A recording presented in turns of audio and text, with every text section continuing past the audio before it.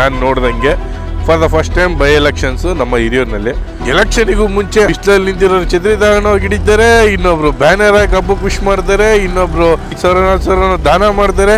ಒಳ್ಳೇದು, ಇವೆಲ್ಲ ಒಳ್ಳೆ ವಿಚಾರ, ಖುಷಿ ವಿಚಾರ, ತುಂಬಾ ಸಂತೋಷ. ಇದರಿಂದ ಯಾವುದೇ ರಾಜಕಾರಣಿ ಆಗಲಿ ಇಲ್ಲ ಯಾವುದೇ ಪಕ್ಷದ ಅಭ್ಯರ್ಥಿ ಆಗಲಿ ನಿಮಗೆ ಬಂದು ದುಡ್ಡು ಆಫರ್ ಮಾಡ್ತಿದ್ದಾನೆ ಅಂದರೆ ದುಡ್ಡು ಇಸ್ಕೊಬೇಡಿ. ಡೆವಲಪ್ಮೆಂಟಿಗೆ ಏನು ಮಾಡ್ತೀರಾ ಅಂತ ಪ್ರಶ್ನೆ ಮಾಡಿ.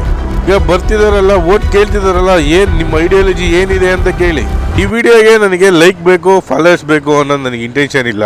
ಫಾಲೋ ಮಾಡಿದ್ರೆ ಖುಷಿ, ಫಾಲೋ ಮಾಡಿಲ್ಲ ಅಂದ್ರೂ ಪರವಾಗಿಲ್ಲ. ಮಿತ್ರರೇ, ನೀವು ಒಂದು ಯೋಚನೆ ಮಾಡಿ, ವೋಟ್ ಆಗೋದಕ್ಕೂ ಮುಂಚೆ ಅವರು ನಿಮ್ಮ ಮನೆ ಹತ್ರ ಹುಡ್ಕೊಂಡ್ ಬರ್ತಾರೆ ನಿಮ್ಮ ಪ್ರಾಬ್ಲಮ್ಸ್ನ ಕೇಳೋದಕ್ಕೆ. ಎಲೆಕ್ಷನ್ ಆದ ನೆಕ್ಸ್ಟ್ ದಿನದಿಂದ ನೀವು ಅವ್ರ ಮನೆಗೆ ಹುಡ್ಕೊಂಡು ಹೋಗ್ತೀರಾ ಏನಾದರೂ ಪ್ರಾಬ್ಲಮ್ ಹೇಳೋಕ್ಕೆ. ನೀವು ಯಾವುದೇ ಅಭ್ಯರ್ಥಿನ ಅಬ್ಸರ್ವ್ ಮಾಡಿ, ಬಂದು ಈ ಎಲೆಕ್ಷನ್ ಮುಗಿಯೋವರೆಗೂ ಇಲ್ಲೇ ಒಂದು ಆಫೀಸ್ ಮಾಡಿ ಏನು ವೆಚ್ಚ ಖರ್ಚು ಬರುತ್ತೆ ಅದನ್ನೆಲ್ಲ ಸಮೇತ ಅವ್ರು ನೋಡ್ಕೋತಾರೆ.